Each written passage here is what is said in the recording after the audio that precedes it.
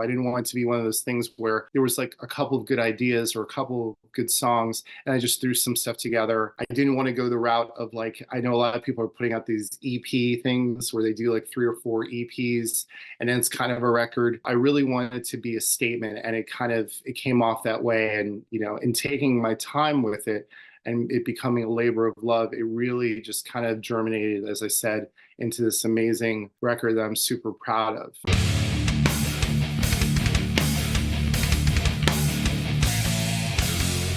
What's up, everybody? It's Keefy at GhostCultMag.com. I am back again doing the interview thing, and I'm here with my friend Peter Wilson. He's got an awesome solo album coming out. You probably have seen him here on the channel before. He is also of the band 4 Trips Ahead. Peter, how are you tonight? I'm great, Keith. Thanks for having me back on. Always, man. Thank you so much for being game. Peter, I'm really excited to talk to you about your debut record, Peter Wilson, Freedom's Door, coming out on Dr. Music Records on April 5th.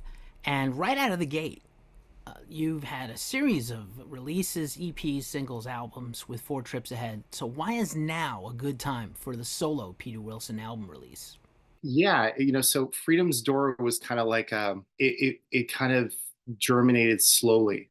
It was one of those things that like I had a bunch of older songs, some written with my older band, and just some things floating around that I really wanted to record well and update. And but things it was a very tumultuous time. So when I say it took time, it was really like a 10-year process. Some of it, of course, was the pandemic, which kind of threw everything and everyone into a loop for 2.5 to 3 years. But a lot of it was just how busy 4 Trips was. But as it's not like I'm leaving 4 Trips to do this. So I wanted to make sure it was done right. And then what ended up happening was after the pandemic, I kind of got together with my drummer in 4 Trips and another guitar player, Phil Ortiz, and we started writing too. And then we kind of wrote a whole bunch of like half an album, actually a little more than that. And I picked the songs I thought worked best together. And so I had all these different sessions and working with people that I really love, that I've wanted to play with forever. And we finally made it happen. And they were really not only dedicated to the music, they were digging the direction big time. And there's a lot of mutual respect. So there's some really old friends and incredible, musicians. The guitar player, Glenn Sherman, who's just stellar, who's a great musician, played on tons of stuff. I've known him since I was like 18, 19. So we finally got to get together and work together. And Harold, who's plays bass in pretty much the whole record, Harold Skeet, he's actually more of a prog player, which is why he brings such a really cool, different element to the music. And it just really came out well. But I wanted every song to be able to stand out and stand up for itself. I didn't want it to be one of those things where there was like a couple of good ideas or a couple of good songs and I just threw some stuff together. I didn't want to go the route of like, I know a lot of people are putting out these EP things where they do like 3 or 4 EPs and then it's kind of a record. I really wanted it to be a statement and it came off that way. And, in taking my time with it and it becoming a labor of love, it really just kind of germinated, as I said, into this amazing record that I'm super proud of. Right on. I love that you said statement because that's also something I had. I mean, like everything about this is attention getting. The album's very deep and it's a lengthy boy. I love the fist with the radio waves. I like Zeus with throwing a lightning bolt on the cover. The videos have been incredible. Even the photography has been excellent. Like you never see the whole package. Like it's so well thought out and fully realized. And honestly, there's always one element that got less attention from anybody else's record, major label, minor label, everybody. I'm not casting shade. I'm just saying in general, there's always one thing that's seems like it got less care, and not this release for you. Yeah, thank you. I mean, I studied art, so like the art direction was really important. My label was really pushy, also in a good way. We kind of work well together. Dr. Music Records that are great, and they were kind of like they loved certain elements, and they kind of suggested a great artist I worked with, Wayne, who's been doing the videos for Four Trips Ahead, as well as he does tons of videos in general. He's amazing.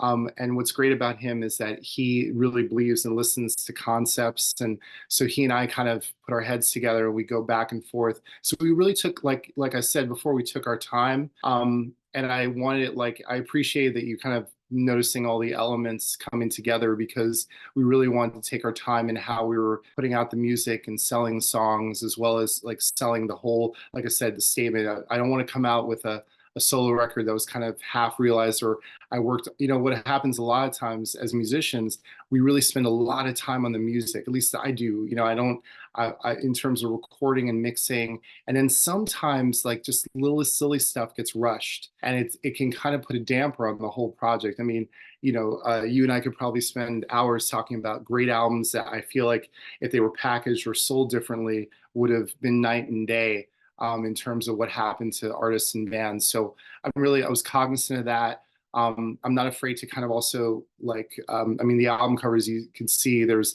a lot of red and like, kind of mocking like an old photo of mine, kind of I was going for an a la like Bowie or older Talking Heads thing, where, because I feel like in society we're very caught up in image, which I think is important, but I think also we're afraid to desecrate things because we see certain things as being holy or sacrilegious, and I think it's really important to be able to kind of shake up those kinds of things and not be afraid of like kind of taking apart who you are, what you are. And this record talks a lot about that lyrically. So I feel like I wanted the imagery to kind of also mirror that. I get it. At the same time, it almost feels like you have this auteur theory going on. And again, we could both cite a lot of artists who have done this or who do this. But at the same time, I love that you mentioned at the top this collaborative songwriting thing, because in my mind, I also thought like I know what you're capable of, and I know what the Four Trips guys are capable of, and I also felt like, oh, you could easily have written and recorded this whole thing and produced it yourself. And but I like that you, at the same time, while you were minding every single element, you also had sort of this, this sharing vulnerability where you're able to like work with other people and bring in collaborators. Not everybody can do that. Some people are like, nope, this is my solo record. It's got to be all me. Yeah, it's funny you said so. Like I play like very basic other instruments, so I could probably like hammer out certain things for sure. And certainly vocally, the one place that I did get a little bit into me was just the singing. Singing and lyric writing. I was like, I have a lot to say here, so I was kind of really pushing that, and I was able to spend a lot of time doing interesting things. Some things a bit different than Four Trips, and it was all about me as opposed to asking the guys like, hey, what do you think of these harmonies or this part or this melody? I kind of could just go for it. And but I love collaborating. I love writing with people, and I really just find it to be like, it challenges you. If you have really a good chemistry with people, you can kind of build something that's interesting. And as long as you're working with the right people, and that means even the actual recording place, I went back to Spin where I'm really comfortable and worked with people that really got me. And sometimes it's a little scary doing solo stuff too, because with a band, you can kind of, you're like amigos, you're like a team, and you can go out there. When you're doing solo stuff, at the end of the day, everyone's staring at you like, all right, well, what are we doing? So right away, I have final say, but it was, like I said, it was like you noticed, it was collaborative. I wrote with different people, and it created like it forced me to kind of go into some places that I don't normally go. And I think there's, as you probably picked up, there's a lot of vulnerability in the record that I don't know if I would have necessarily approached in the same way with Four Trips. Just because this was such a personal thing, I was not afraid of talking about some of that. And a lot has happened in that time. I lost both my parents. I became a father. Put out all these records with Four Trips. We, had a higher or a wider kind of outreach more recently, working with our labels. So a lot of things have been going on, and obviously we had the pandemic, and our country has been like very divided over sometimes serious things and sometimes not so serious things. So you're kind of trying to swim in this universe, and it was important for me to kind of put on a record that someone could actually listen to and kind of get a whole experience from. And and the last thing I want to say about that too is, and I know Keith, you have such a wide repertoire of artists that you like and types of music you like. I I grew up around like not just loving and worshiping bands. There were quite a few that I do, but I loved like a lot of solo artists. And one of the things, and this is going to sound really silly, one of the things that I really wanted to achieve with this record is I wanted to be a solo album that really rocked. And I know it sounds like ridiculous, but a lot of times when you get solo records from guys who are in heavier bands, either they sound a lot, if they are heavy, they tend to sound like the band that they're from with like slight differences. And you're kind of like, why is this? Why am I like, this is cool, but it sounds a lot like what he or she does in their normal, day music gig.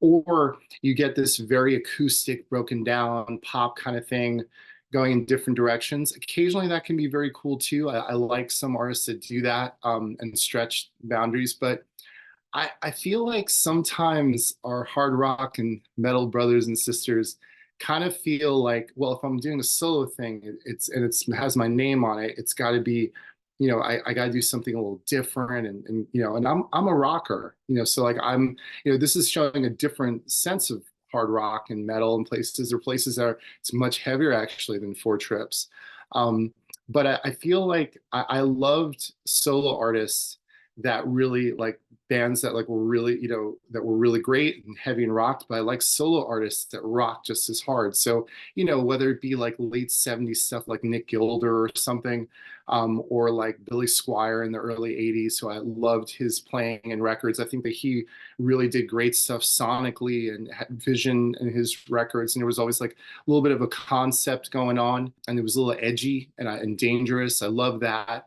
And I feel like that kind of disappeared. I guess, I don't know, when in somewhere in the 80s, a lot of solo artists became a bit more pop oriented, and then bands became bigger rock things. I guess it was easier to promote and sell.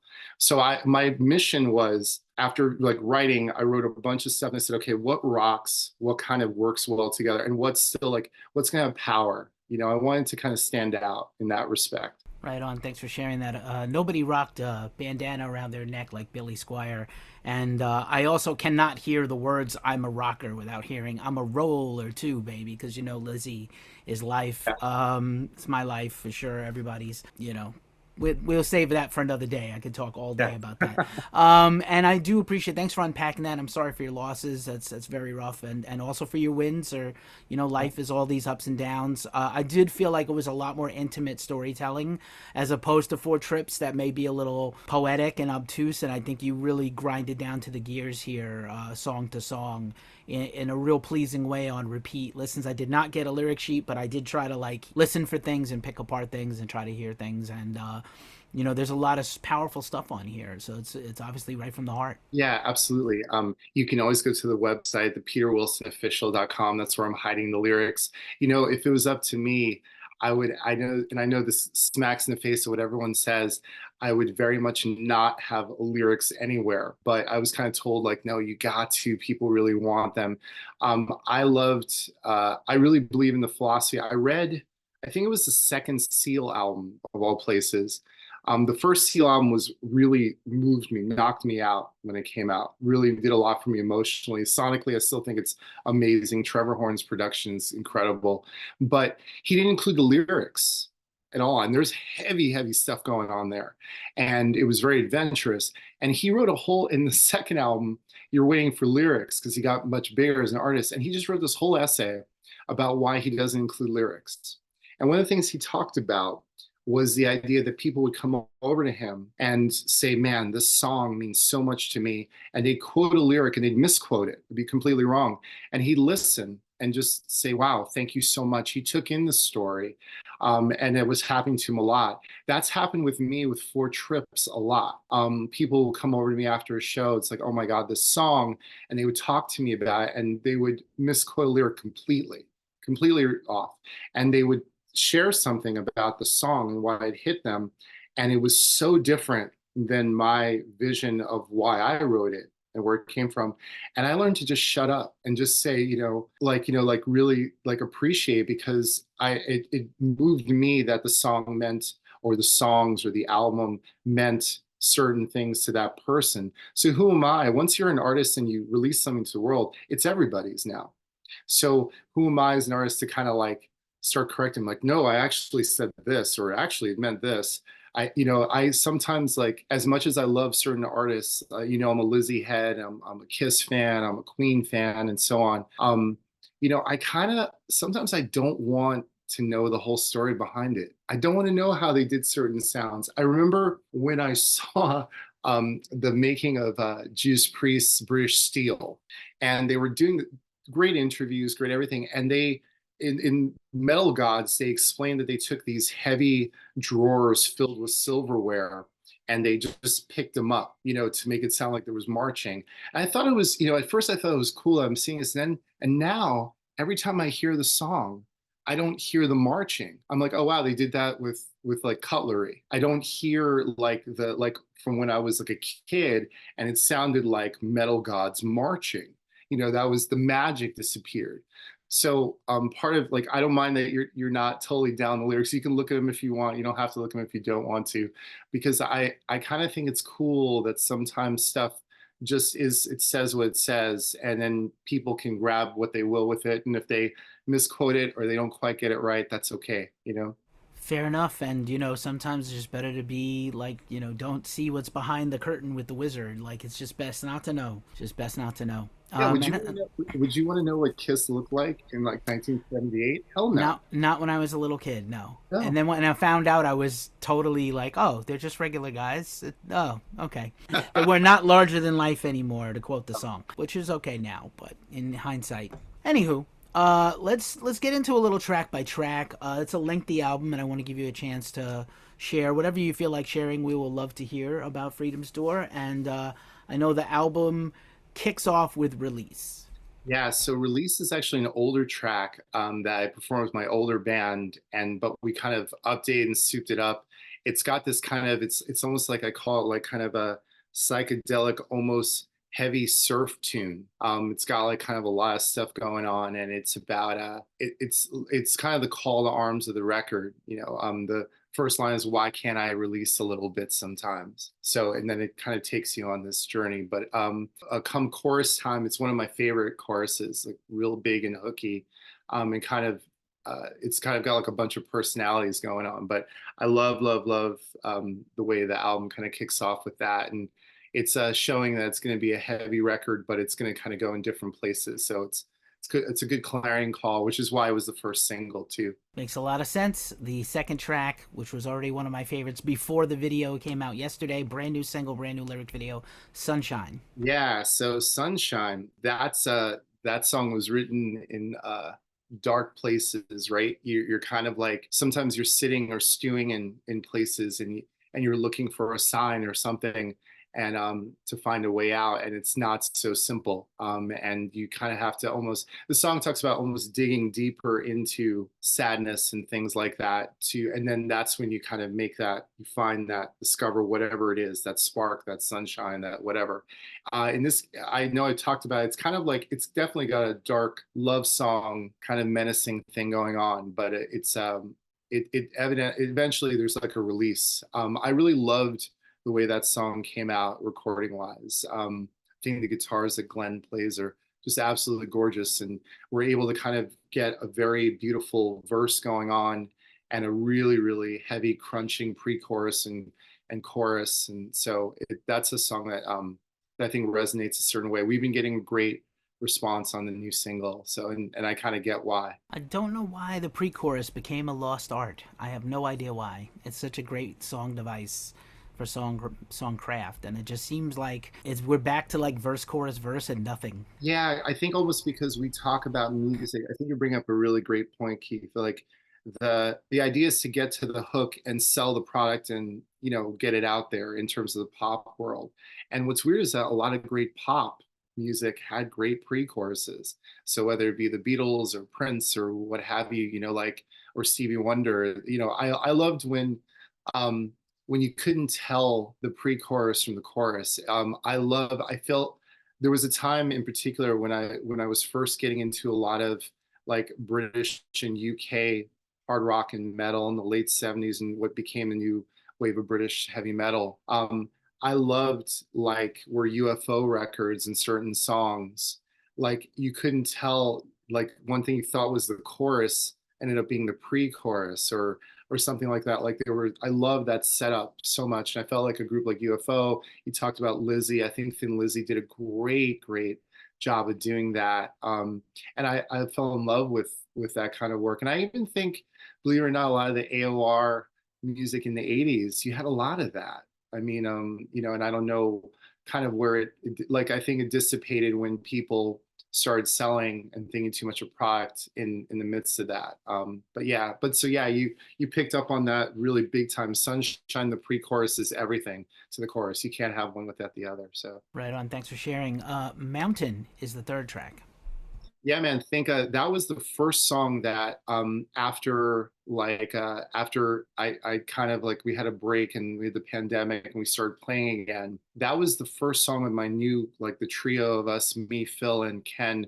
We started writing and Phil just threw out this riff and I kept saying I want like these big I'm looking for like a gigantic 70s kind of, dare I say, Leslie Weston Mountain, early Montrose kind of riff. And he came up with this cool thing and we just all jumped in. So that's kind of like, that's where that was the origins for that. It just kind of became this thing where we just wanted to be bigger and heavier in places. So that's why you got kind of like the crazy, I always felt the drums, particularly double bass, reminds me almost of like Clutch or something like that going on, which I thought was really fun. And it was different for me as a singer to sing over that because I don't always get to sing my heavy vocal over that kind of pattern. So I really enjoyed that. That was just like an immediate cool thing. That's awesome that you said Clutch. I had noted that I thought it was like COC 7 Days, Reed Mullen, rest in peace. Oh wow. Like that little very distinctive double pattern that kind of comes in and comes out. But that really, yeah, it's a great part.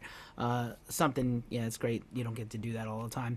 The next track is Broken. Yeah, Broken is another one of those kind of again talking about the chorus, pre-chorus, verse thing. So we're doing a lot of that's a major setup. I love that song because it kind of emotionally has a lot of weight going on. And Broken is it's kind of a relationship thing, but it's also the idea of kind of unfulfilledness, kind of this sense of like like I'm trying to make something happen and no matter how I'm moving forward in life, it's just not coming to pass and feeling very frustrated about it and eventually kind of broken, so there's this kind of question about that. And that's why the music kind of moves that way and is real. Again, it was the same group of us, the same three of us. That was a newer thing that we went for. And I mean, and the verses, what I like about it almost has like a fall reggae kind of feel almost in terms of the like the drums and what they're doing,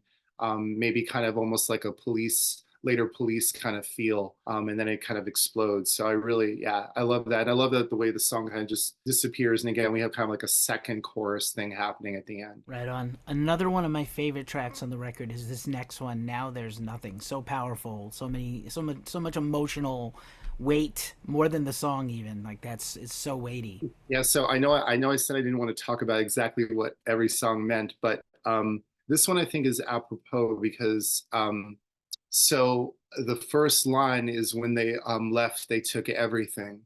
So I my mother was a refugee, after coming out the heels of the Second World War, and her family, and she constantly had to she had to actually leave everything twice or three times actually within Europe, running from Stalin, running from Hitler, and she kept leaving things and she would tell me like what was going on. She lost her younger sister as a child. My mother actually fell and broke her back when she was a kid, but because she was who she wasn't allowed to go to a hospital.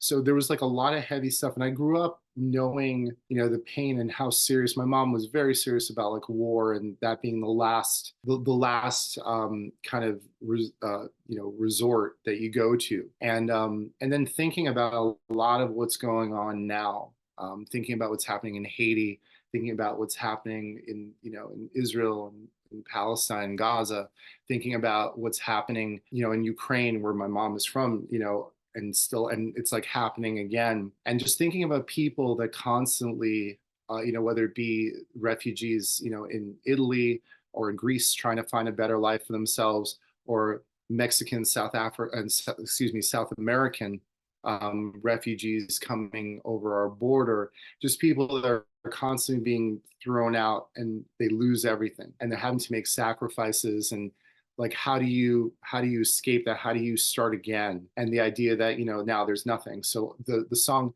the heaviness of it, the wickedness of it, Glennon and Phil are playing some very serious guitars in that song.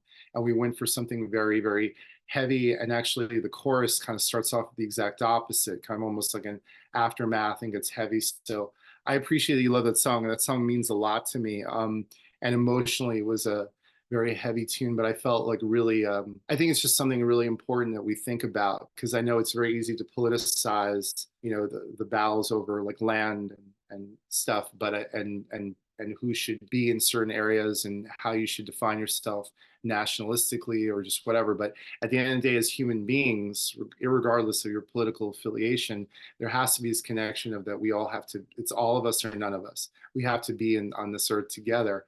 And if we're allowing this kind of thing to keep occurring, you're like wiping out people's culture and people's homelands. And we're not thinking about, we're not thinking like logically about the future. And I think it's very heavy. And I think about people like I feel very lucky that I don't have to necessarily think about that as an American. So, you know, but I grew up kind of knowing that legacy of what that does to people, you know. So I felt like this was a great place to kind of put all that and like channel all that those feelings. Right on. Thanks for sharing. And again, so much to unpack. I do want to say I don't know if I remember talking to you if you have also read the Geddy Lee biography, My Effin' I Life. did, yeah. Oh, that whole first half of the book is just brutal, and it's his grandparents' story and his parents' story, right? And I found some common ground there, as I'm sure you would too. So rough, and it was so. And he talked about why it was necessary. He's like, you may not like how I laid out this book, but this is the story I had to tell. I had to tell it, and I thought that was incredible. Yeah, I love also with Getty. You know, I totally that book. It's one of those things I tell people because people see the book and all my rocker friends like, oh man, that's a lot. I'm like, no man, you're gonna fly through. Like I couldn't put it down, and I love that he does this really cool thing. I can't remember what chapter it was, but do you remember he says, well, for those of you that are like my music fans, you can skip this chapter if you don't want to. If you don't want to really know about like my background, my family's struggle and all that, you can skip it. But if you really want to know who I am, you know, stay here. I love that. I thought that that was amazing and thoughtful. And I thought it was also great reverse psychology because people are going to be like, well, even though I do really just care about the music, now I kind of want to read this because he told me I should skip it. So I thought it was really, really clever. And I agree. Definitely a lot of it resonated with me heavy and it made me, I mean, I kind of, you know, not to go on a total tangent, but you brought up this book. I loved on his solo album, my favorite Headache. The last song on it is called, I think, Grace to Grace. And it's absolutely, it hit me really hard. Like I remember I was on the train and I was listening to that song from the first time I had it. And I knew right away what he was talking about without even knowing. Obviously, the book didn't come out for 20 plus years after Neil's passing, but it hit me like really hard. And it's really great because I actually was listening to that. I listened to that song on repeat while I was reading a lot of those chapters because it just was, he did such a wonderful job of that. I thought it was cool that he kind of wrote the song first and kind of bounced to the book.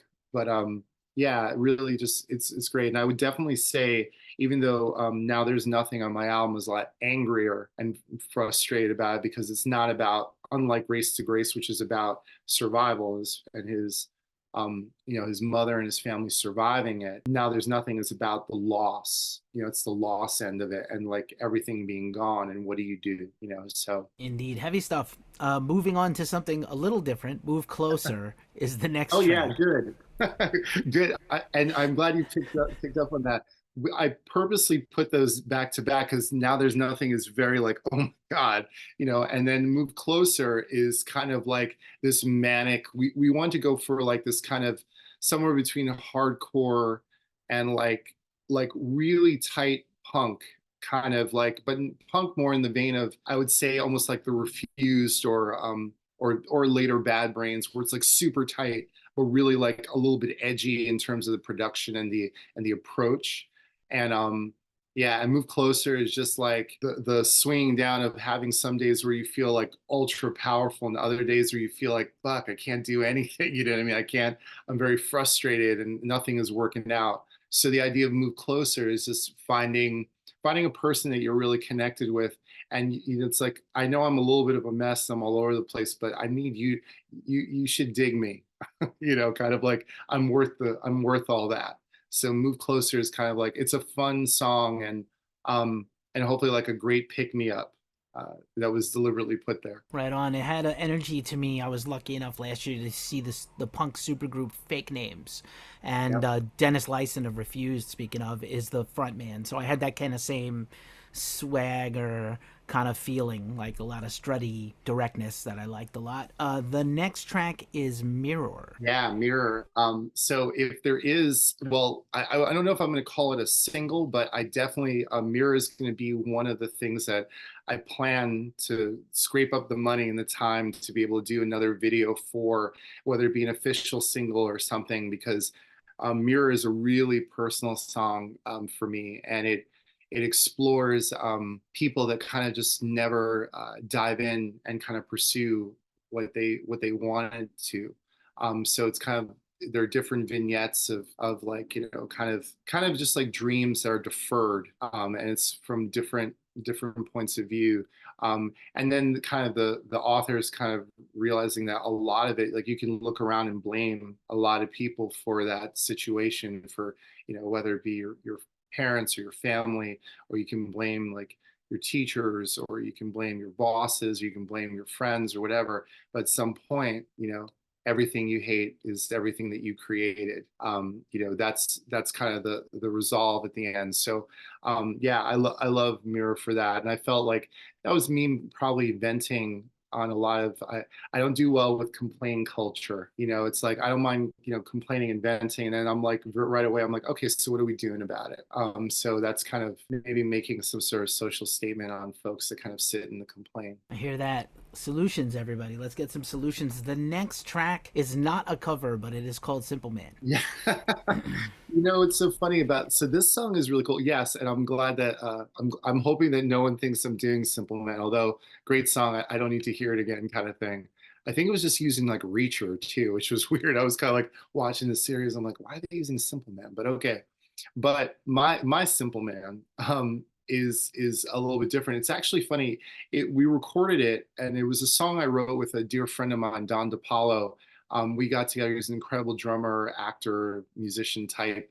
And we wrote it a long time ago. It was actually a really important session for me because I had just kind of gone through the breakup of my first serious, well, actually, sorry, second truly serious band, but one that I'd spent a lot of time on and with, and development deal, the whole nine. And I kind of wasn't even sure, am I going to do music? Can I do this anymore? And my friend Don was like, we should get together, let's just write and have fun. And we wrote a bunch of songs there, and that one was one that stayed with me. I thought it was a great song, and just powerful, simple lyric and really great hooks, and doing something a little different, like keeping the heavy backbeat, but not being afraid of it, having a slight, I don't want to really say pop in the conventional sense, because if you hear it, it doesn't sound like a pop song, but it just has more of a pop structure. Again, with a hooky bridge, but the idea is kind of like just taking someone for who they are, and what they see is what they get, and hopefully it's enough. But that song was interesting because actually the album was done, and we tracked actually that whole song in my guitar player's basement. It was the only song that wasn't done at all at spin from this record, and I thought it sounded great, and we did like a fall mix, and I thought it was great, and I was living with it, but I kind of didn't know if it fit on the record, and I kind of had it off the record until pretty close to the end. And then Glenn, guitar player, was like, he's like, hey man, where's Simple Man going? And I was like, oh, I don't know if it fits. And he yelled at me. He's like, are you crazy? This song is fantastic. You got to include that. And so we kind of, in listening to it, it kind of made sense where it is. So, and actually what's funny is that like my label is, sending out stuff to different European stations and playlists. And two of the playlists have picked up on Simple Man, which is really funny because it's not even a single. So, who am I? What do I know? Sometimes the best tracks are the deep cuts and the things nobody's looking at, and the singles just kind of go by, and who you never know why they're picked. You just don't know. The next track is Touch. Yeah, Touch is an older song. That's just like a pure rage. And just meeting, it's about someone that just deliberately kind of enters your life and just kind of, they're one of those people that just ruin a lot of things, almost like a professional ruiner or a lot, as the joke I used to laugh. I think it was Eddie Murphy. You said something about a professional line stepper. It's like that kind of thing. Someone just crosses the line all the time and consistently sees, oh, you're doing really well. Well, I'm just going to show up and kind of make things really difficult for you, for no other reason, just like lives in the chaos, and not in like a funny, productive way where you're being chaotic and then breaking it down again and helping someone up, but really just, being deliberate. And, and like, I guess the chorus is talking about that things that you do count, they matter, and that everything that you touch, it drowns. So like being well aware, like I'm keeping you at arm's length.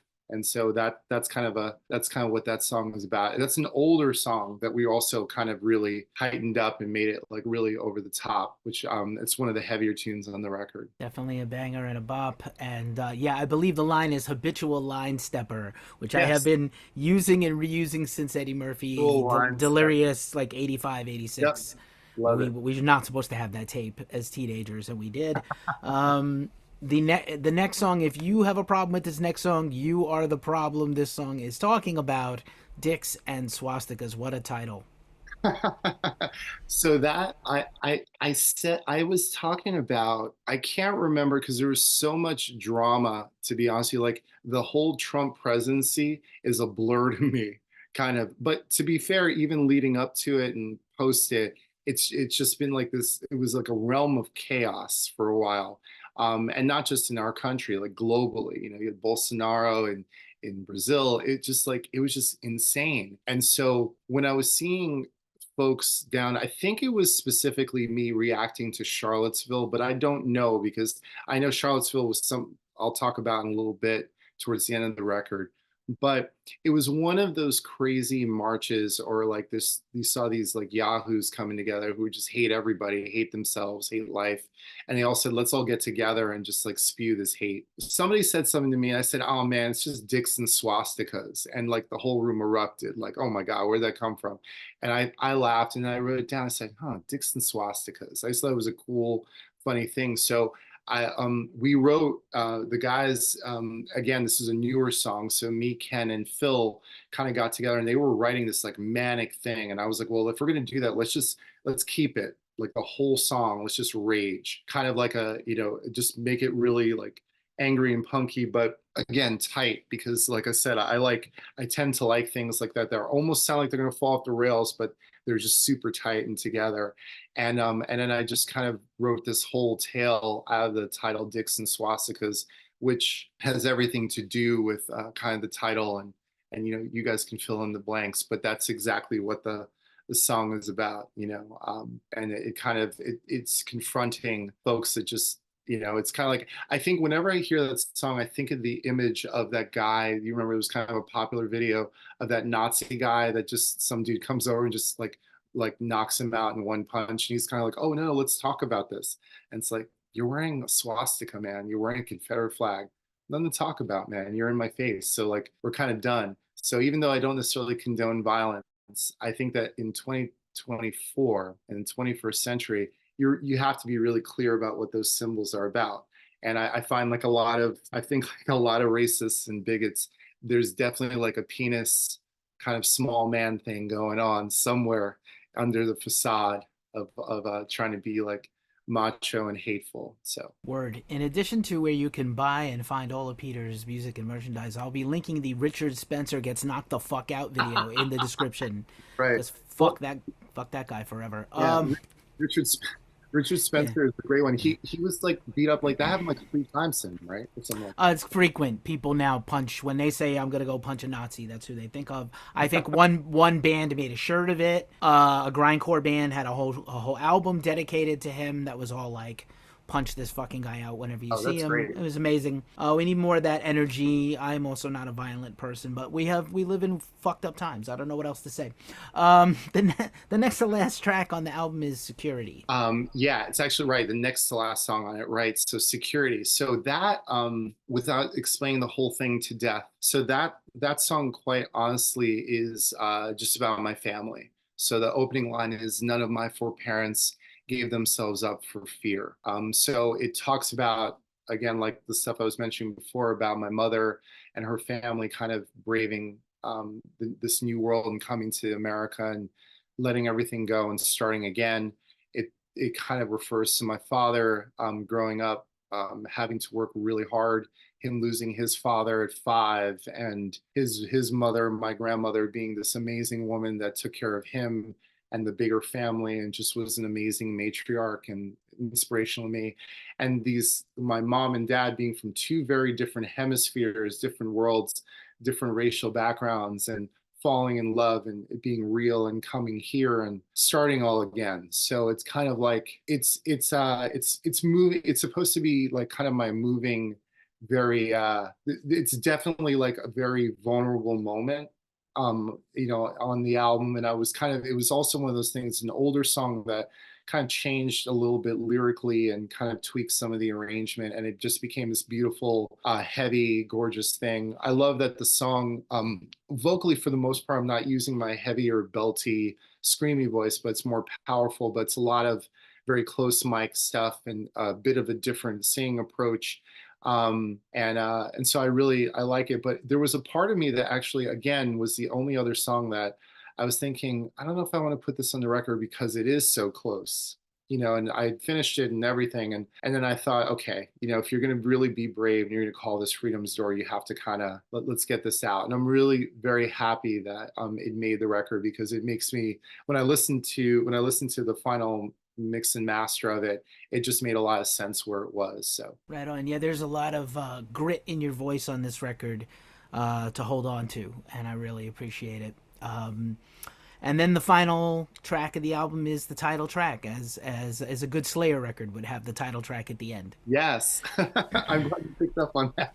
Although I don't listen to Slayer as much as I used to. Yes, I mean it's hilarious you said that, because I said, yeah, it's like Slayer. You always have to have the name of the song. It has to be the last song on the album. So Freedom's Door, we very much, when again with the new crew of writers, me, Phil, and Ken, we kind of wrote.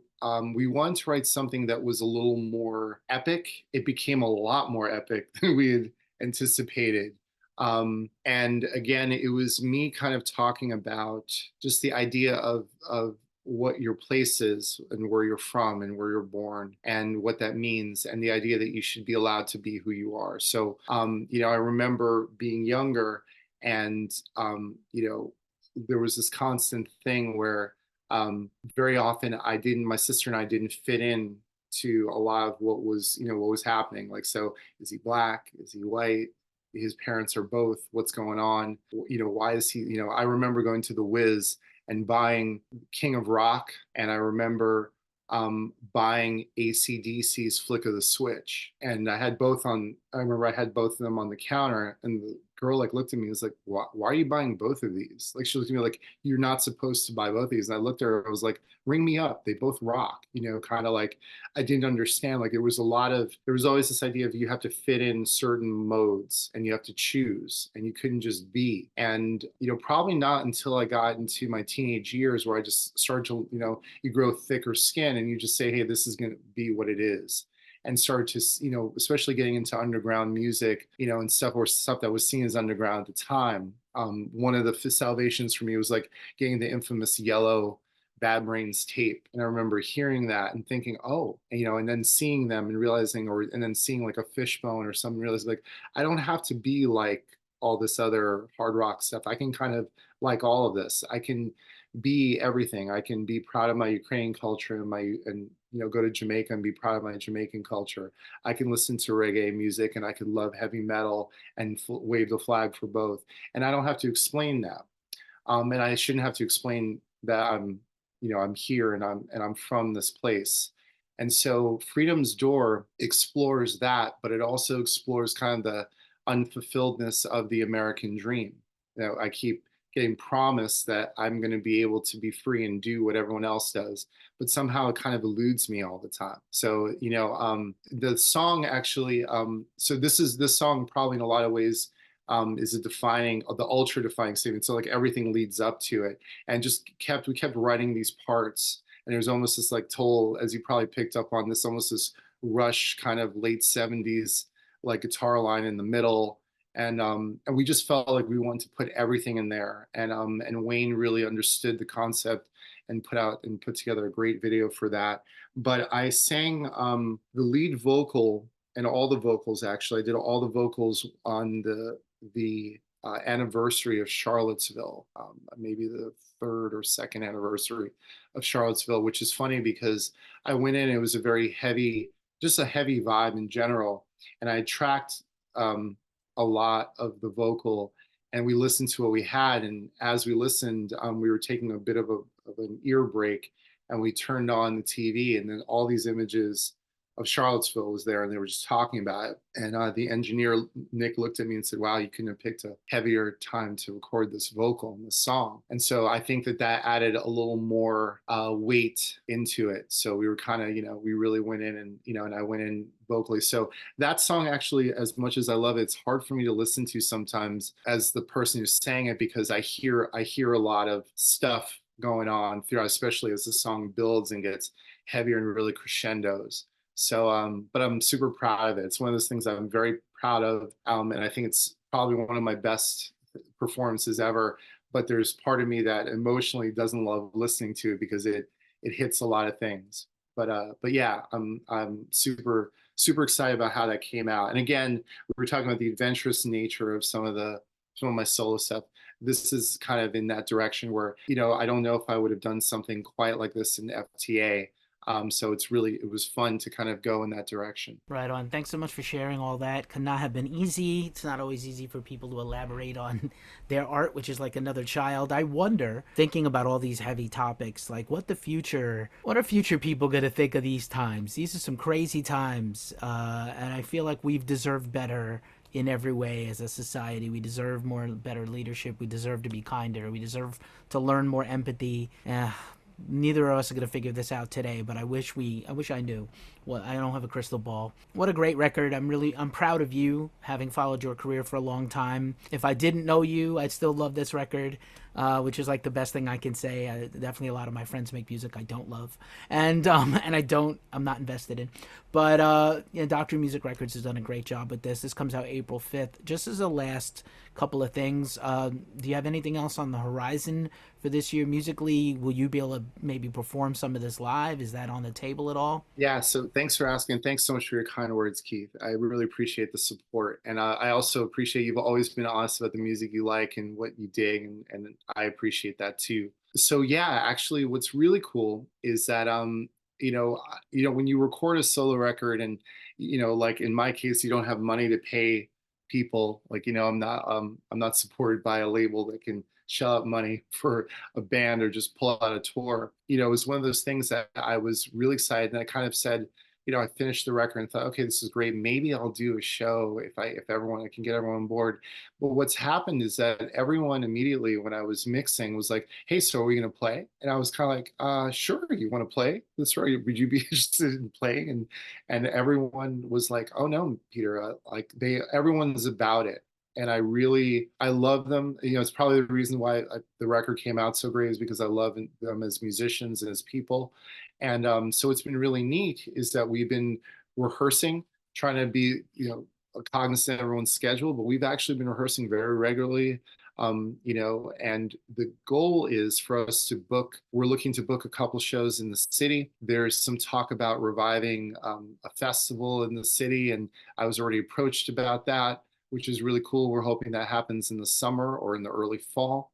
So most definitely, the idea is that we're trying to get super tight because again, just like the packaging and the album, I want people coming to the live show and not thinking, oh, Peter's just doing this kind of laid back, cool solo thing. It's like, no, it's going to be as pro and as awesome as, whether you go to a Four Trip show or any other like live artist that you're seeing that's really of high caliber. So the players are incredible.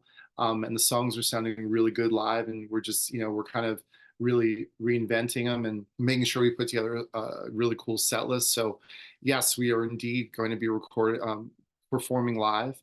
And then I'm hoping that, in the not too distant future, maybe hooking up some tour support and things like that, and being able to tour. What's cool is that the timeline is also, as I think I might have told you, that we're writing with 4 trips ahead, loving what we're writing there. So what's cool is that as I'm trying to play live with my solo thing, FTA is actually, the idea is that we're recording. So it's almost going to kind of like, we're going to be promoting my solo record and doing all this throughout the year.